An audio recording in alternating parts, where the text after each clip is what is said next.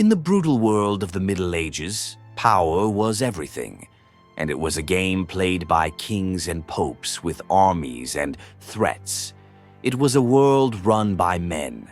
But right in the middle of it all, one woman held more power than almost any of them. She was a countess, a commander, and a kingmaker who set the stage for one of the most insane political showdowns in history. She is also one of the very few women honored with a magnificent tomb in St. Peter's Basilica, which tells you just how influential she was. This is the story of Matilda of Tuscany, the woman who brought an emperor to his knees. It's January 1077. At the gates of a castle in northern Italy, one of the most powerful rulers in Christendom, Holy Roman Emperor Henry IV, is standing barefoot in the freezing snow. And he's been there for 3 days. He's not begging a king or a rival warrior for mercy. He is begging a woman. This is the story of Countess Matilda of Tuscany, the brilliant strategist who held the fate of popes and emperors in her hands and forced a confrontation that would change the world. So, how did we get here? To understand how an emperor ends up without shoes in the middle of a snowstorm, you have to understand his world. The 11th century was an age of absolute faith, but also absolute power, and a massive fight was brewing over who was really in charge. On one side, you had the Holy Roman Emperor, Henry IV. He was young, ambitious, and 100% convinced he had a divine right to rule. For centuries, that right had included the power of lay investiture. Basically, it meant the emperor got to pick his own bishops and abbots. And these weren't just spiritual guys. Bishops were incredibly rich, controlled huge territories, and even had their own armies. Picking a bishop was like installing a loyal governor, a key move in the massive chess game of medieval Europe. On the other side of the board was Pope Gregory VII. This guy came from a humble background but had an iron will. He was leading a huge reform movement in the church, and he believed that politics was corrupting Christianity. Kings and emperors were selling church offices to their friends and the highest bidders, not to actual holy men. For Gregory, the solution was simple. The church had to be supreme. The Pope, as God's guy on earth, should have the final say, even over the emperor. This clash of wills became known as the Investiture controversy, and caught right in the middle of these two titans was Matilda of Tuscany. As the last heir to the powerful House of Canossa, she ruled a massive chunk of northern and central Italy. Her lands were basically a fortress kingdom that controlled all the mountain passes into Rome. Any army marching from Germany to the Vatican had to go through her. But Matilda wasn't just a landlord. She was smart, deeply religious, and a huge supporter of Pope Gregory's reforms. She was also Henry IV's second cousin, which put her in a wild position between the two most powerful men in Europe. As their fight got more intense, her castles, her money, and her armies would become the deciding factor in a war for the soul of the continent. The whole thing blew up in 1075. Henry IV completely ignored the Pope's warnings and appointed his own guy as the Archbishop of Milan, a hugely important job in Italy. For Gregory, this was the last straw. Henry had crossed a line. The Pope's response was something no one had ever seen before, and it was devastating. In 1076, Pope Gregory VII excommunicated the Holy Roman Emperor. Today, that might just sound like a religious slap on the wrist, but in the 11th century, it was a political nuclear bomb. An excommunicated king was declared an enemy of God. And here's the kicker.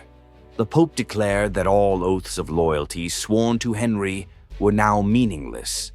For the powerful German dukes who already hated Henry's guts, this was the green light they'd been waiting for. It was divine permission to rebel. All of a sudden, Henry's empire started to collapse from the inside.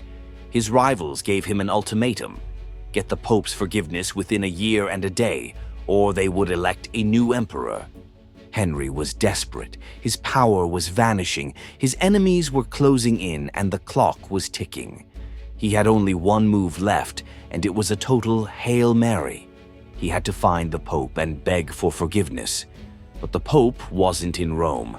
Gregory, afraid Henry might invade the city, had gone north to stay with his most powerful ally, Matilda of Tuscany. And so began one of the craziest journeys of the Middle Ages. In the dead of winter, Henry IV, his wife, and a few followers crossed the Alps. The conditions were brutal, with treacherous, icy passes. It was a desperate race against time to save his crown. This wasn't just a trip. It was an act of pure desperation. An emperor who thought he was chosen by God was now chasing a pope he defied, heading straight into the territory of the woman who was his enemy's greatest protector. The stage was set for a confrontation like no other. And if you want to see more insane historical showdowns, make sure you subscribe and hit that notification bell so you don't miss what's next. Henry finally reached Matilda's castle of Canossa in late January 1077. But the gates stayed shut. Inside, Pope Gregory, Matilda, and another influential churchman, Abbot Hugh of Cluny, were trying to figure out what to do. Gregory was skeptical.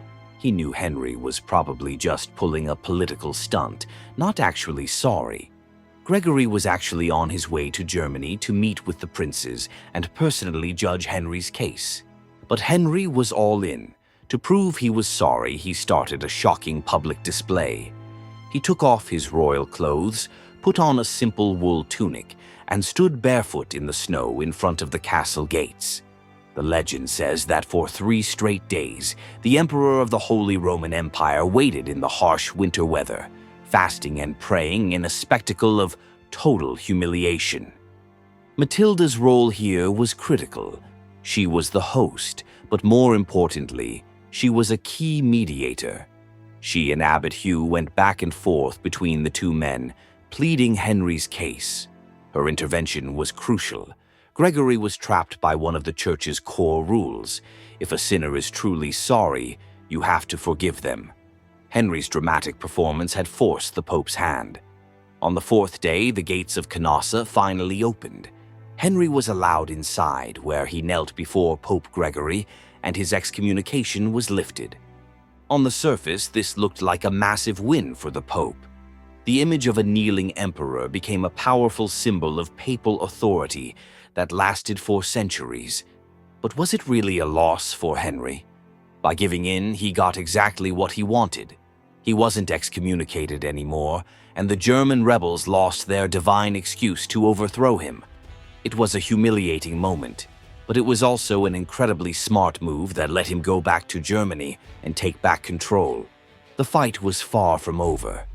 Henry would later march on Rome, force Gregory into exile, and install his own anti-pope, Clement III.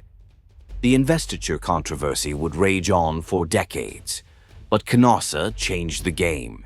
It was a moment of pure political theater, and the woman at the center of it all was Matilda. Matilda's story didn't end at Canossa. For the next 30 years, she was the papacy's greatest defender. She was an amazing military commander who led her own armies and directed campaigns from the front. She defeated imperial forces, defended cities loyal to the Pope, and poured her massive fortune into the cause. They called her La Gran Contessa, the Great Countess, a rare female leader who commanded armies and shaped the fate of Europe in an age of warrior kings. When she died in 1115, her legacy was so huge that centuries later, in 1633, Pope Urban VIII had her body moved from a monastery to Rome. Today, she rests in a grand tomb in St. Peter's Basilica, designed by the legendary artist Bernini, one of only a handful of women to receive such an incredible honor. It's the ultimate testament to the woman who stood between an emperor and a pope, who ruled a fortress kingdom, and who, for 3 cold days in January, held the fate of the Western world in her hands. But a question that historians have debated for 1,000 years remains. Was Matilda just a deeply religious woman, driven by her faith to defend the church? Or was she a master politician, playing the game of power better than any of the men around her? Let us know what you think in the comments below. Thanks for watching. If you enjoyed this trip back to the medieval world, make sure to like this video and check out our other deep dives into history. We'll see you next time.